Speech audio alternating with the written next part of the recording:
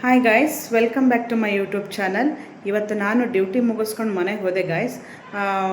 ಮಧ್ಯಾಹ್ನ ಸಾಂಬಾರು ಮಾಡಿಟ್ಟು ಹೋಗೋಕ್ಕೆ ನನಗೆ ಟೈಮ್ ಆಗಲಿಲ್ಲ. ಹಾಗೆ ಡ್ಯೂಟಿಗೆ ಹೋಗ್ಬಿಟ್ಟೆ. ಮನೆಗೆ ಹೋಗೋಷ್ಟರೊಳಗೆ 8:00 8:30 ಎಲ್ಲ ಆಗಿತ್ತು. ಈಗ ಏನು ಸಾಂಬಾರು ಮಾಡೋದಪ್ಪ ಅಂತ ಹೇಳಿ ತಲೆ ಕೆಡಿಸ್ಕೊಂಡಿದ್ದಾಗ ಫ್ರಿಡ್ಜ್ ತೆಗೆದು ಓಪನ್ ಮಾಡಿ ನೋಡಿದೆ. ಏನೂ ತರಕಾರಿ ಇರಲಿಲ್ಲ. 1/4 ಲೀಟ್ರು ಮೊಸರಿತ್ತು ಗಾಯ್ಸ್. ಅದರಲ್ಲಿ ಏನು ಮಾಡೋದು ಅಂತ ಹೇಳಿ ತಲೆ ಕೆಡಿಸ್ಕೊಂಡಿದ್ದೆ.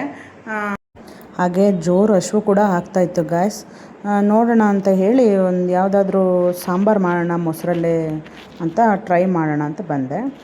ಈಗ ನೋಡಿ, ಈ ರೆಸಿಪಿನ ಮಾಡೋಕ್ಕೆ ಒಂದು ಪಾತ್ರೆ ತೊಗೊಂಡಿದ್ದೀನಿ. ನಾನು ಮತ್ತು ನಮ್ಮ ಅತ್ತೆ ಅಷ್ಟೇ ಅಲ್ವ ಇರೋದು, ಹಾಗಾಗಿ ನಾನು ಸ್ವಲ್ಪ ಮಾಡ್ಕೊತೀನಿ.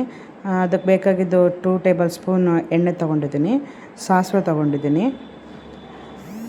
ಹಾಗೆ ಕರಿಬೇವು, ಒಂದು 3 ಖಾರಕ್ಕೆ ತಕ್ಕಂತೆ ಹಸಿಮೆಣಸು ತೊಗೊಂಡಿದ್ದೀನಿ, ಒಂದು ಮೀಡಿಯಮ್ ಸೈಜ್ ಈರುಳ್ಳಿನ ಸಣ್ಣದಾಗಿ ಕಟ್ ಮಾಡಿ ಇಟ್ಕೊಂಡಿದ್ದೀನಿ, ಹಾಗೆ ಒಂದು ಮೀಡಿಯಮ್ ಸೈಜ್ ಟೊಮೊಟೊ ತೊಗೊಂಡಿದ್ದೀನಿ,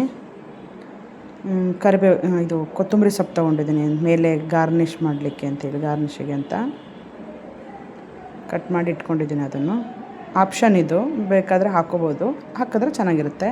ರುಚಿಗೆ ತಕ್ಕಷ್ಟು ಉಪ್ಪು ತೊಗೊಂಡಿದ್ದೀನಿ, 1/4 ಲೀಟ್ರು ಮೊಸರು ತೊಗೊಂಡಿದ್ದೀನಿ. ನಾವು ಇಬ್ಬರೇ ಇರೋದ್ರಿಂದ ಸಾಕಾಗತ್ತೆ ಅಂತ ಹೇಳಿ 1/4 ಲೀಟ್ರ್ ತೊಗೊಂಡಿದ್ದೀನಿ. ಈಗ ಮೊದಲನೇದಾಗಿ ಇಂಡಕ್ಷನ್ ಆನ್ ಮಾಡ್ಕೊಂಡಿದ್ದೀನಿ. ಅದ್ರ ಮೇಲೆ ಒಂದು ಪಾತ್ರೆ ಇಟ್ಬಿಟ್ಟು ಬಿಸಿಗೆ ಹಾಕ್ಬಿಡೋಣ. ಪಾತ್ರೆ ಬಿಸಿಯಾಗಿದೆ. ಈಗ 2 ಟೇಬಲ್ ಸ್ಪೂನ್ ಎಣ್ಣೆನ ಹಾಕ್ತಾಯಿದ್ದೀನಿ. ಅದು ಬಿಸಿ ಆದ ನಂತರ ಸ್ವಲ್ಪ ಸಾಸಿವೆ ಹಾಕಿದ ನಂತರ ಸ್ವಲ್ಪ ಚಿಟಪಟ ಅಂದಲಿ, ಹೈ ಫ್ಲೇಮಲ್ಲಿ ಇಟ್ಕೋಬೇಡಿ.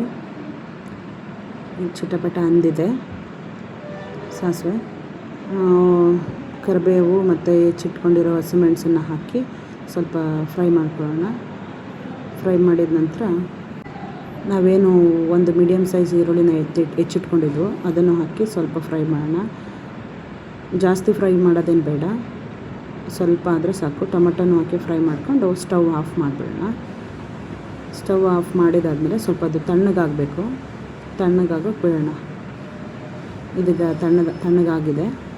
ಹಾಗೆ ಇನ್ನೊಂದು ಪಾತ್ರೆನ ತೊಗೊಂಡು 1/4 ಲೀಟ್ರ್ ಮೊಸರು ಎತ್ತಿಟ್ಕೊಂಡಿದ್ವಲ್ಲ ಅದನ್ನು ಹಾಕಿ ಸ್ವಲ್ಪ ನೀರು ಹಾಕಬೇಕು, ಕನ್ಸಿಸ್ಟೆನ್ಸಿ ನೋಡಿಕೊಂಡು. ಅದಕ್ಕೆ ಉಪ್ಪು ಹಾಕ್ಬಿಟ್ಟು ಸ್ವಲ್ಪ ಅದು ಲಮ್ಸ್ ಎಲ್ಲ ತೆಗೆದುಬಿಡೋಣ. ಸ್ವಲ್ಪ ನೀರು ಥರ ಆಗಬೇಕು. ನಾವು ಅದನ್ನು ಮತ್ತೆ ಹುಳಿ ಜೊತೆಗೆ ಹಾಕಿ ಒಲೆ ಮೇಲೆ ಇಡೋದೇನು ಅವಶ್ಯಕತೆ ಇರೋಲ್ಲ, ಮತ್ತು ಮೊಸರು ಒಡೆದೋಗ್ಬಿಡುತ್ತೆ.